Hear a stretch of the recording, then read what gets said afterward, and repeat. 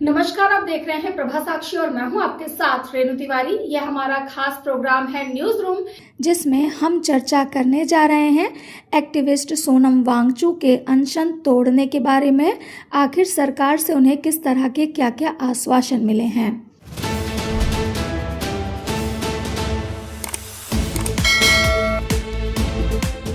Activist Sonam Wangchuck ने देर रात अपना अनशन खत्म कर दिया। सरकार से लिखित प्रस्ताव और आश्वासन मिलने के बाद सोनम वांगचुक अनशन तोड़ने को राजी हो गए। देर रात केंद्रीय मंत्री जेपी नड्डा और केंद्रीय मंत्री जितेंद्र सिंह ने मेदांता अस्पताल में सोनम वांगचुक से मुलाकात की और उनका अनशन खत्म करवाया। सोनम ने कहा कि उन्होंने अनशन तोड़ने का यह कदम कई शर्तों पर लंबी बातचीत और देश में संभावित हिंसा को ध्यान में रखते हुए उठाया है। अब सोनम ने सरकार से मिले प्रस्ताव को लेकर डिटेल में एक बयान जारी किया है और हर बात बताई है। एक्टिविस्ट सोनम वांगचुक ने भूख हड़ताल खत्म करने के बाद एक बयान जारी किया और उन्होंने कहा कि आज 26वें दिन में आपके साथ कुछ जरूरी जानकारी शेयर करना चाहता हूं। केंद्रीय मंत्री जेपी नड्डा और जितेंद्र सिंह यहां पर आए थे और लद्दाख के एपेक्स बॉडी के बड़े नेता भी यहाँ पर आए थे। सोनम वांगचुक ने कहा कि आप निश्चित तौर पर ये पूछेंगे कि धर्मेंद्र प्रधान के इस्तीफे का क्या हुआ। पहली बात, वह मुझे इस बात पर कोई आश्वासन नहीं दे गए हैं और ये इस्तीफा कब होगा ये भी उन्होंने नहीं बताया है।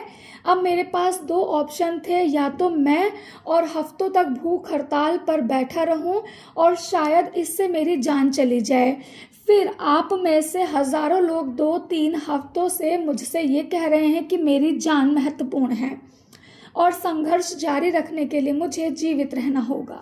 आज 26वें दिन मैं आप लोगों को कुछ ख़ास खबर बताना चाहूँगा। अभी रात के लगभग 12:30 बज रहे हैं।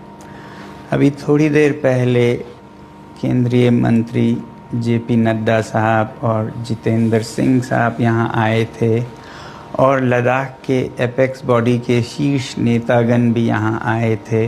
और उससे पहले आप लोगों को मालूम है विभिन्न राजनीतिक दलों के लगभग 65 सांसदों ने आकर और हस्ताक्षर देकर हमसे अनशन तोड़ने के लिए कहा और वो संसद में इस मुद्दे पर नीट पेपर्स और परीक्षाओं की प्रणाली पर चर्चा करेंगे, ये आश्वासन दिया।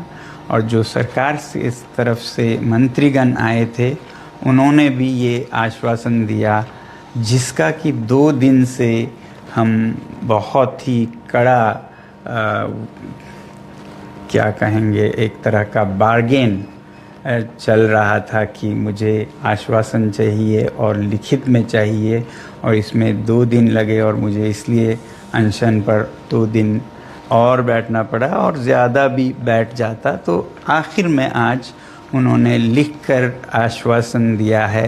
Statement from the government side, government is positive on not registering cases against those protesting peacefully at Jantar Mantar in Delhi and those participating in the march to the parliament on July 20, 2026. The government has already assured threadbare discussions to find solutions to paper leaks and educational reforms for exams in the parliament. Besides, the government is also positively considering suitable compensations for the suicide victims of recent NEET paper leaks. Sonam Wangchuck के अनशन खत्म करने के बाद CJP के संस्थापक, cockroach जनता party के founder कहे जाने वाले अभिजीत दीपके का भी बयान सामने आया है और उन्होंने स्ट्रिक्टली कहा है कि बशर्ते हमें धर्मेंद्र प्रधान का इस्तीफा जब तक नहीं होगा तब तक हम इसे मंजूर नहीं करेंगे। चर्चा पे बात करने की उन्होंने बात की है, नीट परीक्षा लीक पर चर्चा करने की उन्होंने बात की है, लेकिन उन्होंने स्ट्रिक्टली कहा है कि किसी भी कीमत पर धर्मेंद्र प्रधान को अपना इस्तीफा देना होगा। जंतर मंतर पर जो हमारा धरना चल रहा है वो जारी रहेगा जब तक धर्मेंद्र प्रधान इस्तीफा नहीं देते। हम बहुत खुश है, we are very relieved Sonam sir ने अपनी हंगर स्ट्राइक तोड़ दी है, क्योंकि 26 से ज़्यादा दिन हो चुके थे। उनकी जान जो इस देश के लिए बहुत ज़्यादा कीमती है, और हमारा जो प्रदर्शन है वो चलता रहेगा जब तक धर्मेंद्र प्रधान इस्तीफा नहीं। मीटिंग जो होगी वो एक न्यूट्रल प्लेस पर होगी, न्यूट्रल वेन्यू पर होगी, और धर्मेंद्र प्रधान के इस्तीफे के नीचे कुछ भी मंजूर नहीं है। इसके अलावा बता दें कि देर रात नरेंद्र मोदी, जो कि भारत के प्रधानमंत्री हैं, उन्होंने भी नीट पेपर लीक के ऊपर एक वीडियो संदेश जारी किया है, जिसमें उन्होंने भारत के उन स्टूडेंट्स को टारगेट किया, उनसे बात करने की कोशिश की जो इस समय नीट परीक्षा के वजह से परेशान थे। फ्रेंड्स, मैं जानता हूं कि पेपर लीक ये कोई मामूली विषय नहीं है। लाखों विद्यार्थी और उनके अभिभावकों के लिए बहुत ही पीड़ादायक है, और इसलिए पेपर लीक घटना से अब तक पिछले 2.5 महीनों में अनेक विध कदम उठाए गए, गुनहगारों को पकड़ा गया है, वे जेल में पड़े हैं। हमारा सबसे महत्वपूर्ण जिम्मा था कि विद्यार्थियों का 1 वर्ष बर्बाद न हो। तत्काल परीक्षाएं लेना बहुत जरूरी था। सरकार ने अभी पूरी शक्ति का उपयोग करके कम से कम समय में 22 लाख जितने विद्यार्थियों के एग्जाम हो जाएं, इसका प्रबंध किया। और अभी 5-6 दिन पहले 19 तारीख को रिजल्ट भी आ गया, और देश भर में उत्तीर्ण हो गए विद्यार्थियों की खुशियों की खबरें भी आ रही हैं। लेकिन हम वहां पर संतोष मानने वाले लोगों में से नहीं है, और इसलिए मैंने आज फास्ट ट्रैक कोर्ट के लिए विभागों को निर्देश दिए थे।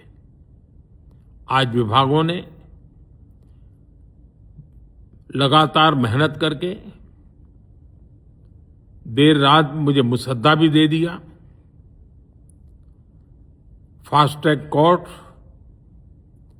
और कठोर सजा के प्रावधान के साथ का ये मुसद्दा कल कैबिनेट में चर्चा होगी।